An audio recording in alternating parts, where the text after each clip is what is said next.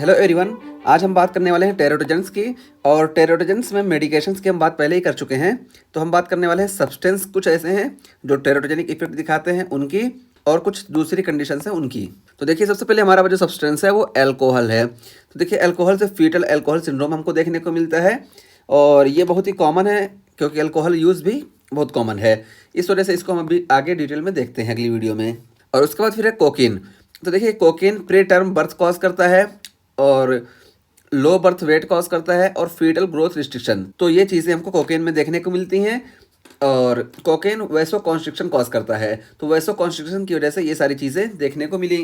और उसके अलावा टबैको स्मोकिंग है। तो देखिए, टबैको स्मोकिंग में भी देखिए हमको वैसो कॉन्स्ट्रिक्शन देखने को मिलता है ड्यू टू निकोटिन। तो ये निकोटिन की वजह से वैसो कॉन्स्ट्रिक्शन देखने को मिला, और यहाँ पे भी वैसो कॉन्स्ट्रिक्शन था। इस वजह से ये सारी कंडीशंस यहाँ पे हमको देखने को मिलेंगी। तो देखिए, प्री टर्म बर्थ देखने को मिला, लो बर्थ वेट देखने को मिलेगा, और फीटल ग्रोथ रिस्ट्रिक्शन ये देखने को मिलेगा। और ये लो बर्थ वेट जो बात की जा रही है, तो ये लीडिंग कॉज इन रिसोर्स रिच कंट्रीज़। तो जो रिसोर्स रिच कंट्रीज़ हैं वहाँ पे ये लीडिंग कॉज है। क्यों? क्योंकि यहाँ पे तो रिसोर्सेज की कोई कमी है नहीं, तो उसकी वजह से यहाँ पे लो बर्थ वेट नहीं होना चाहिए। लेकिन जो रिसोर्स रिच कंट्रीज़ हैं यहाँ पे टोबैको स्मोकिंग बहुत होती है, जिसकी वजह से अगर लो बर्थ वेट देखने को मिलता है तो उसका सबसे मेन कॉज टोबैको स्मोकिंग ही होता है। और उसके अलावा फिर देखिए, ये टोबैको स्मोकिंग में कार्बन मोनोऑक्साइड जनरेट होता है, और ये कार्बन मोनोऑक्साइड इसकी एफिनिटी ऑक्सीजन से कहीं ज़्यादा होती है कि ये हीमोग्लोबिन से बाइंड करे। तो जब इसकी एफिनिटी इतनी ज़्यादा है, इस वजह से ये ऑक्सीजन की डिलीवरी को इम्पेयर कर देती है कार्बन मोनोऑक्साइड। इस वजह से हमको सडन इन्फेंट डेथ सिंड्रोम, जिसको हम SIDS बोलते हैं, और ADHD attention deficit hyper activity disorder, ये हमको देखने को मिलता है इसकी वजह से।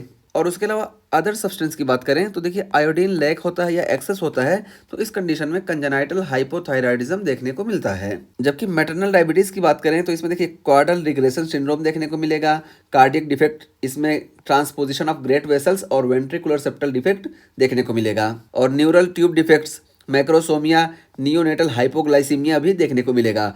और ये नियोनेटल हाइपोग्लाइसीमिया इसलिए देखने को मिलेगा क्योंकि आइलेट सेल्स हाइपरप्लेजिया हो जाता है। इसलिए कि जब मैटरनल डायबिटीज़ है, इस कंडीशन में मैटरनल ब्लड में ग्लूकोज का कंसंट्रेशन हाई रहेगा, और ये जब फीटस के पास जाएगा तो फीटस में जो डेवलपिंग पेनक्रियाज है, इसमें इस हाइपरग्लाइसीमिया से निपटने के लिए यहाँ पे आइलेट सेल्स का हाइपरप्लेजिया हो जाएगा, और ये आफ्टर बर्थ हाइपरप्लेजिया की वजह से इंसुलिन ज़्यादा सिक्रेट होगा, उसी वजह से नियोनेटल हाइपोग्लाइसीमिया देखने को मिलेगा, और पॉलीसाइथीमिया देखने को मिलेगा, रेस्पिरेटरी डिस्ट्रेस सिंड्रोम भी देखने को मिलेगा, और साथ साथ मैटरनल। और उसके बाद फिर है मैटरनल फिनाइल कीटोन्यूरिया।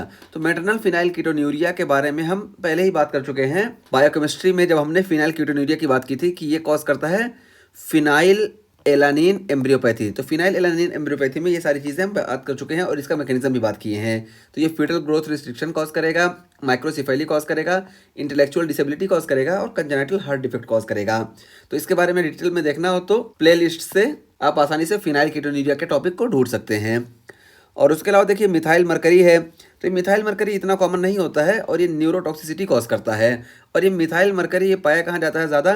तो इसकी कंसंट्रेशन सबसे ज़्यादा टॉप प्रीडेटर फिश में पाई जाती है, जैसे शार्क है, स्वॉर्ड फिश है, king mackerel and tilefish है। तो इसमें मिथाइल मरकरी की कंसंट्रेशन ज़्यादा होती है क्योंकि ये टॉप प्रीडेटर फिश है, और इसी से न्यूरोटॉक्सिसिटी होती है।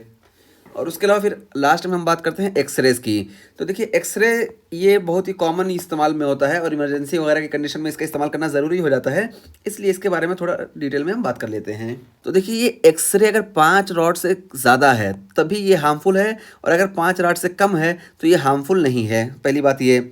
और ये कब तक? टिल 16 वीक, 16 वीक तक, यानी फर्टिलाइजेशन से लेकर 16 वीक तक ये 5 रॉड से ज़्यादा नहीं होना चाहिए। 5 रॉड से कम सेफ है, उससे ज़्यादा ये अनसेफ है। जबकि 16 वीक के आगे की अगर हम बात करें तो यहाँ पे 50 रॉड तक ये सेफ माना जाता है।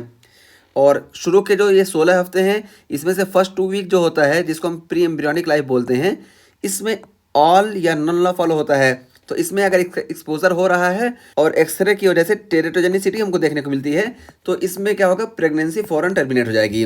जबकि तीसरे हफ्ते से लेकर 16 हफ्ते तक अगर 5 रॉड से ज़्यादा हो रहा है तो हमको माइक्रोसिफेली देखने को मिल सकता है, इंटेलेक्चुअल डिसेबिलिटी, और IUGR इंट्रायूट्राइन ग्रोथ रिस्ट्रिक्शन भी हमको देखने को मिल सकता है। और साथ साथ ये एक्सरे की वजह से कैंसर भी होता है फीटस में, और फीटस का जो सबसे कॉमन कैंसर है वो ल्यूकीमिया है। और अगर यही एक्सरे का एक्सपोजर 20 रॉड से ज़्यादा हो जा रहा है तो ये ल्यूकीमिया कॉज करता है। ठीक है, तो ये ल्यूकीमिया जो कि most common cancer of the foetus है, ये इसकी वजह से भी हो सकता है।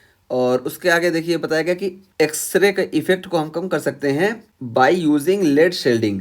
तो लेड शेल्डिंग का इस्तेमाल करके एक्सरे के इफेक्ट को कम किया जाता है आजकल, और इससे एक्सरे की जो इंटेंसिटी है वो कम हो जाती है, उससे इसका जो टेराटोजेनिक इफेक्ट है वो भी कम हो जाता है। तो इस तरह से आज की वीडियो में हमने ये बात किया कि अल्कोहल, कोकीन, टबैको ये किस तरह से क्या इम्पेयरमेंट कॉज कर सकते हैं फीटस में, और इन सारी कंडीशंस की बात की कि इसमें क्या क्या हमको देखने को मिल सकता है।